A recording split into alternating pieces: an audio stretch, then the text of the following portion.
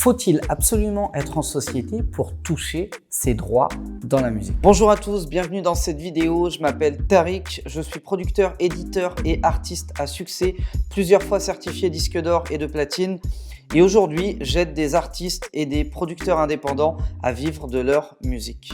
La réponse est non, absolument pas. Alors on va faire un listing des droits que vous pouvez encaisser dans la musique. Premier type de droit, ça va être vos droits d'auteur, droits de compositeur, éventuellement droits d'arrangeur. Vous n'avez absolument pas besoin d'être en société pour les toucher. Vous avez juste besoin d'être en nom propre, d'ouvrir un compte auprès de l'organisme de gestion collectif dont vous voulez dépendre. Moi par exemple c'est la SACEM, mais vous ça pourrait être la SCAP, la BMI, la SOCAN, la SABAM, la SUISA, bref peu importe. Mais vous ouvrez un compte en nom propre, vous allez pouvoir encaisser vos droits. Donc là, nul besoin de société. Ensuite, deuxième type de droit, les éditions. Idem, vous n'avez pas besoin de créer une société d'édition pour percevoir vos éditions. Soit vous faites un dépôt d'œuvre sur lequel il n'y a pas d'éditeur et là la question ne se pose pas. Soit vous faites un dépôt d'œuvre sur lequel l'un des ayants droit au moins a un éditeur et à ce moment-là, vous pouvez encaisser vos éditions à compte d'auteur, c'est-à-dire sur votre compte d'auteur, donc en nom propre, directement. Si vous ne comprenez pas ce qu'est le CA, l'édition à compte d'auteur, j'en ai déjà parlé dans une précédente vidéo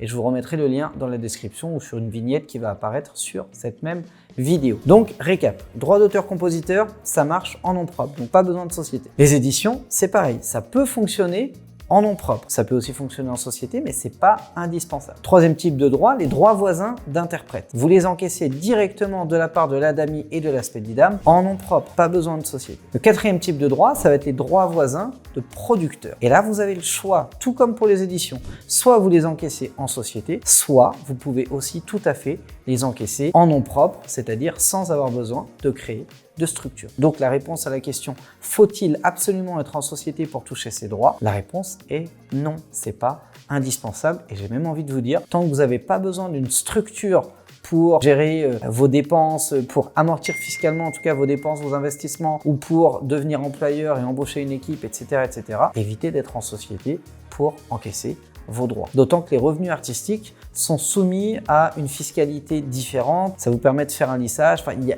plein de possibilités en fait qui sont très intéressantes quand on reste en nom propre, quand on est artiste. En tout cas, aucun des droits que vous pourriez encaisser ne nécessite d'avoir une structure. Merci d'avoir été attentif à cette vidéo. J'espère que la réponse vous a plu, appris des choses, motivé ou inspiré. Si jamais c'est le cas, lâchez-moi un gros like. Abonnez-vous à la chaîne YouTube Producteur à succès parce que ça me donne le smile, ça récompense mon travail. Comme je peux pas vous voir et vous entendre, le seul indicateur que j'ai pour savoir si je fais du bon boulot, c'est de vous voir vous abonner en masse sur cette chaîne YouTube.